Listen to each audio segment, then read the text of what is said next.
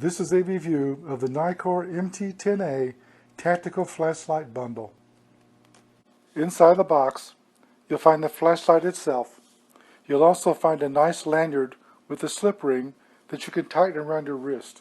That's extremely nice, so you won't drop the flashlight in water, for example, if you use it around a river or lake. You'll also find a 5-year warranty card, a nice clear user manual, a ballistic nylon flashlight holster that fits on your belt. It also has a plastic ring on the back that you can hook a carabiner to. That way you can hook it onto your backpack.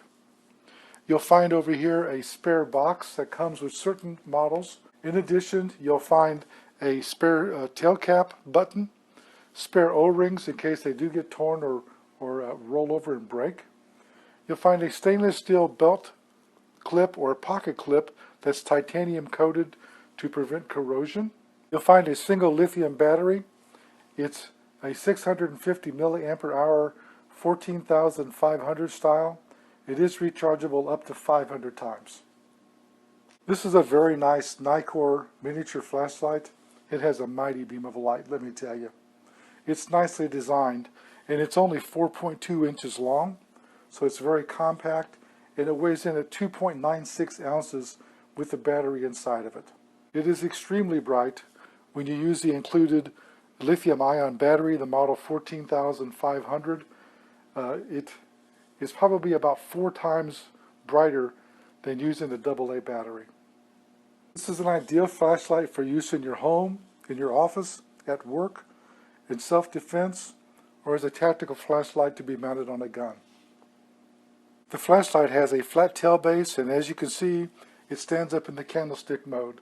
That's nice to stand up on a table and light up a whole room if you have a power failure.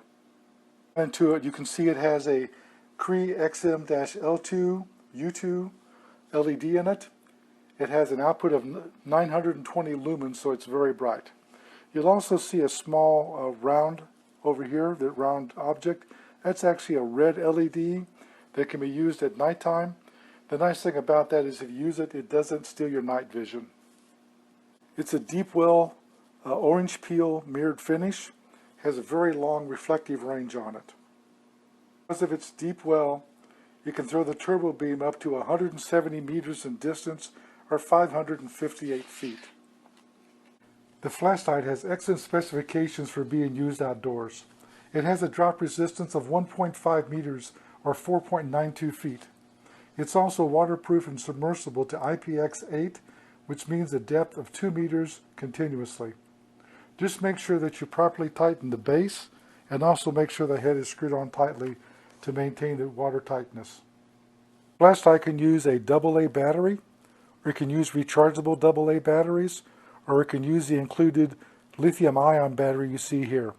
The difference is with the lithium-ion battery, the brightness is going to be 4 times or greater brightness, which is an amazing difference. You can see here that the flashlight itself has been already greased from the factory with silicone grease. Even the O-ring was greased. I always keep silicone grease on hand to put on flashlights. You're supposed to clean these threads every 6 months with a soft rag and reapply silicone grease. That has several benefits that you should be aware of. It helps maintain the waterproof rating of the flashlight. It protects the threads and prevents galling of the aluminum and the cold welding itself together. This would make it impossible to take the flashlight apart. It also helps lubricate the O-rings and protects them so that it keeps them from rolling and tearing. I recommend that you use the 14,500 lithium-ion battery to get the best performance. You put the positive in first and then screw on the tail cap tightly.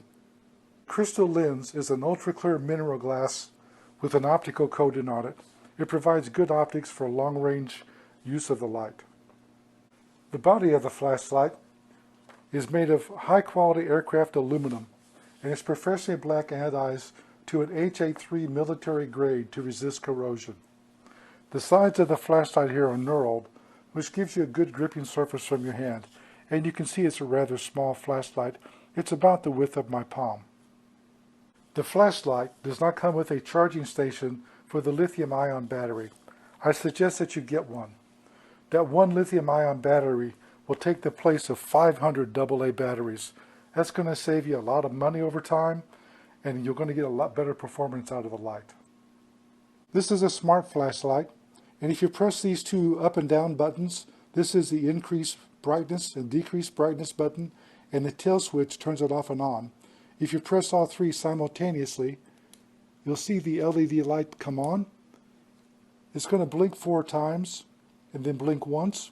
That tells me the internal battery voltage is 4.1 volts and is fully charged.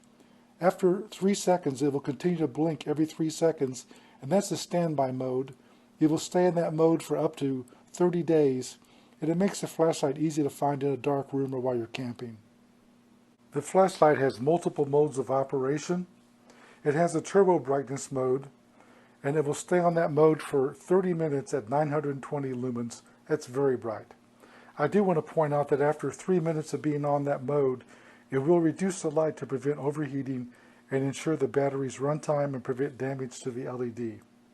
It has a high mode at 500 lumens for 45 minutes, a mid-range mode at 180 lumens for 1 hour and 45 minutes, and a low mode of 70 lumens for 5 hours. At its very lowest white light setting, which is very dim, it has a 1 lumen output for 100 hours. That's for long life of the batteries for emergencies. If you go down again by pressing the down button on the side, you're going to come to a red LED mode. And if you press it again, you're going to have a red pulsing beacon mode, which is a nice way to see each other in the dark without having a bright light.